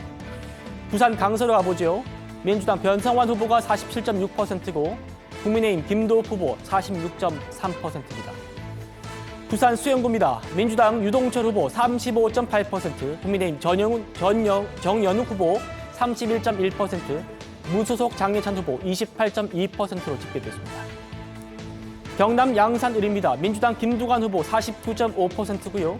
국민의힘 김태우 후보 43.6%로 집계가 됐습니다.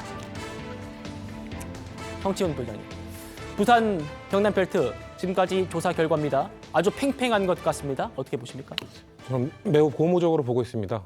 PK 지역은 전통적으로 여당 보수세가 강한 지역이기 때문에 저 지역에 계신 후보들이 저 정도로 지지율을 끌어올리기 위해서 민주당 후보들이 얼마나 많은 노력을 했을까라는 생각이 들고요. 그 PK 지역의 후보들 아니면 현역 의원들이 항상 하시던 말씀이 있거든요. 열심히 우리가 지역을 닦고 다니면 중앙에서 사고 한번 치면 그게 꺾이더라, 금방 꺾이더라. 그렇기 때문에 남은 선거 기간 동안 우리 중앙당 차원에서는 이런 PK 지역 후보들의 노력이 헛되지 않도록 중앙의 리스크 관리를 좀 철저히 하게 해주는 것이 우리가 낙동강 벨트를 비롯한 이 PK 지역에서 이전 선거보다 훨씬 더 좋은 성적을 낼 수 있는 그런 계기가 되지 않을까. 그래서 좀 리스크 관리에 좀 충실해야 된다. 그리고 중도층 외연 확장을 위해서 그런 메시지를 관리를 좀 해줬으면 좋겠다라는 개인적 의견이 있습니다. 예. 총선을 6일 앞두고 여야 정치권은 지금 판세를 그러면 어떻게 보고 있는지 저희가 각각 준비해봤습니다. 지금 총선 판세는 말 그대로 살얼음 판입니다. 국민의힘이 전국 55곳에서 3 내지 4% 이내로 이기거나 지고 있습니다. 그중에 서울이 15곳, 인천, 경기 11곳 등 수도권이 26곳입니다. 결코 안심하거나 포기할 수 없는 상황입니다. 아무래도 우리 당을 지지하는 유권자들이 이 여론조사에 소극적이었거나 그분들의 이제 숨은 의사가 반영이 좀 덜 된 게 아닌가 하는 생각이 들고. 저희들이 엊그저께 110석을 이야기를 했고요. 그런데 선거가 가까우면서 경합 지역이 확대되고 있습니다. 대표님께서 49곳을 말씀을 하셨는데 50곳 전후가 될 수가 있는데 이 경합 지역이 확대가 되고 있다는 것은 양당 결집이 확실히 보이고 있다. 가장 큰 변수는 투표율이지 않을까라는 생각이 들고. 정리를 해드리면요. 민주당은 지역구 총 254곳 중에 110곳에서 확실히 우세하고 약 50곳에서 국민의힘 후보와 경합하고 있다. 그리고 경합 지역은 늘어나고 있다. 이렇게 평가했고요. 국민의힘은 수도권 26곳, 그리고 부산 경남 13곳, 강원 3곳을 비롯해서 전국 55곳이 3에서 4% 이내에 아주 초접전이다. 이렇게 얘기를 하고 있습니다. 이종호 실장님, 네. 아직 총선까지 물론 사전투표 내일 합니다만 시간이 좀 많이 남아 있습니다. 지금 아직 표심을 정하지 못한 그 무당층, 네. 이 표심이 결국 성패를 좌우할 것 같아요. 맞습니다. 부동층이라고 이제 보통 표현을 하죠. 네. 정치학에서는 이렇게 얘기합니다. 2주 전부터 결심을 하기 시작했어. 뒤늦은 결정자들이. 일주일 전에는 40%가 결정을 한답니다. 우리나라의 경우입니다. 그리고 투표일 날까지 결정을 하지 않은 퍼센티지가 10%나 된다고 합니다. 네. 굉장히 많지요. 자, 그렇다면 이번에는 어떻게 될 것인가?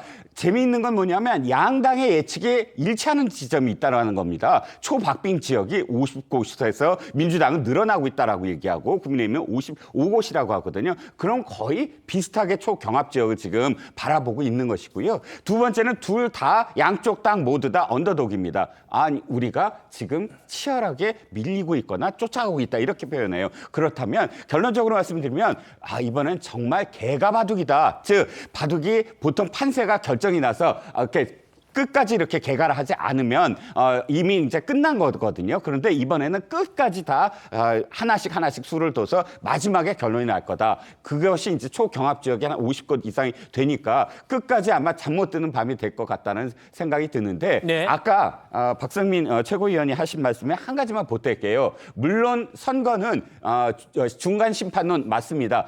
정권 심판론 맞는데 하나가 더 있어요. 정권 심판해야 되겠다라고 생각을 했는데 그 다음에 야당을 봤더니 야당이 대안이 되지 못하더라 하면 다시 정권 지원론이 됩니다. 예. 지금의 어떤 그런 양문석, 김준형 이런 제 후보들의 논란을 바라보면서 저는 또 와 이게 진짜 대안이 될 수가 있을까? 또다시 4년 전으로 되돌아가서 4년 동안에 그런 자질없는 어떤 정치인들의 막말 또는 난장판 이런 것들이 되풀이되지 않을까라는 우려를 갖게 만들 수 있다. 그러니까 진짜 청산론 또는 진짜 심판론은 아직도 끝나지 않았다. 정말 끝까지 봐야 된다라는 생각입니다. 네.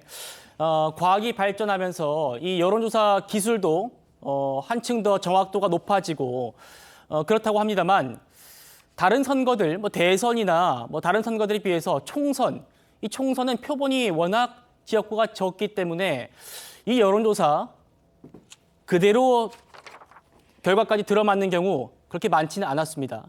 그렇기 때문에 여야 대표들도 지지층을 비롯해서 모두 많은 사람들에게 투표장에 나가달라 이렇게 호소하고 있습니다. 그 모습 보시겠습니다. 반드시 투표장으로 나가주십시오. 투표장에 나가지 않으시면 이런 범죄자들이 대한민국을 망칠 겁니다. 간명합니다. 여러분, 여러 가지 여론조사 결과 총선에서 만든 경우가 잘 없었습니다. 그거 쳐다보지 마십시오. 답은 하나입니다. 그냥 투표장에 나가시면 됩니다. 그러면 저희가 범죄자들을 치워버리겠습니다. 수십 개의 박빙 지역에서 민주당이 이겨야 합니다. 우리는 단 0.73% 차이로 이 나라 운명이 갈렸다는 것을 경험했지 않습니까? 포기하면 지고 투표하면 이깁니다. 여론조사는 의미가 없어졌습니다. 투표하게 하고 투표하도록 설득해서 여러분이 이겨주시겠습니까? 한동훈 위원장은 내일 신촌에서 사전투표한다고 하고요. 이화여대가 있는 곳이죠. 그리고 이재명 대표는 대전에서 카이스트 재학생들과 사전투표하겠다 이렇게 밝혔습니다. 오늘 이재명 대표 부산을 찾아서 이곳도 갔습니다. 수영에도 갔는데 이곳에는 장해찬 무소속 후보가 있는데 여기서 장 후보와 신경전을 벌이기도 했습니다. 그 모습 한번 보시겠습니다.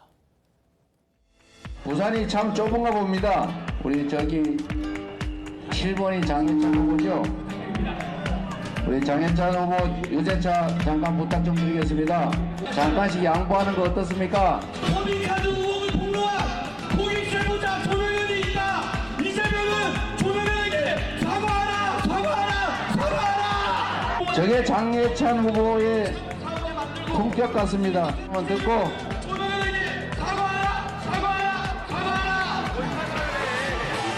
뭔 소리인지 들려요?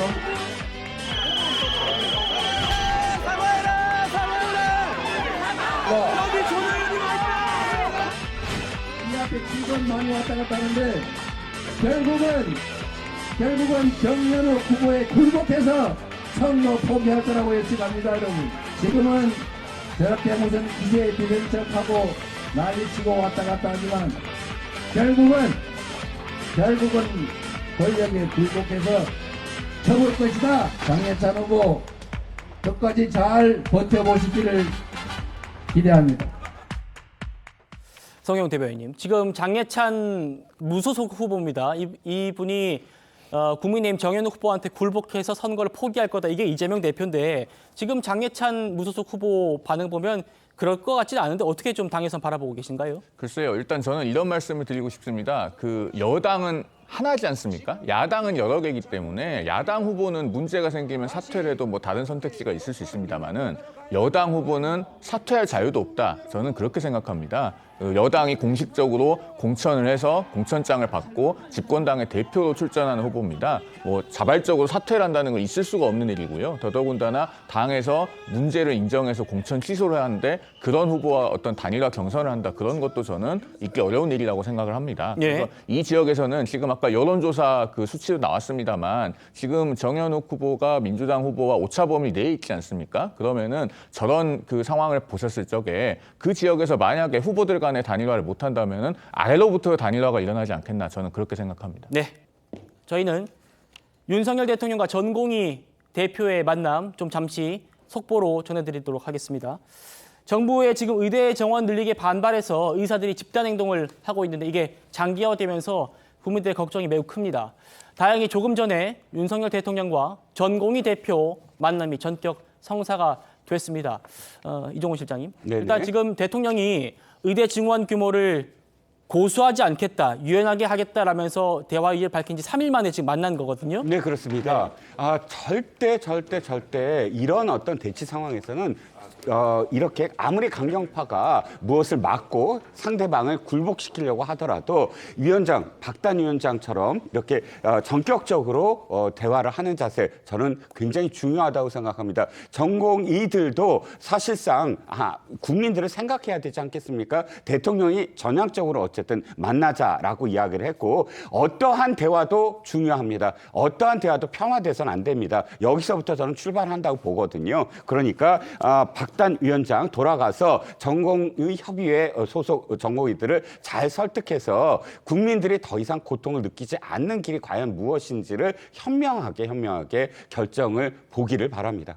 네, 저희가 속보로 전해드린 대로 대통령과 전공희 박단 대표가 135분간 함께 만났다는 그런 소식을 전해드리고요. 자세한 소식은 저희가 이어지는 뉴스9을 통해서 신속하고 정확하게 보도해드리도록 하겠습니다. 전 1분 뒤에 돌아옵니다. 네, 저희는 내일도 오후 5시 10분에 찾아뵙겠습니다. 여러분 고맙습니다.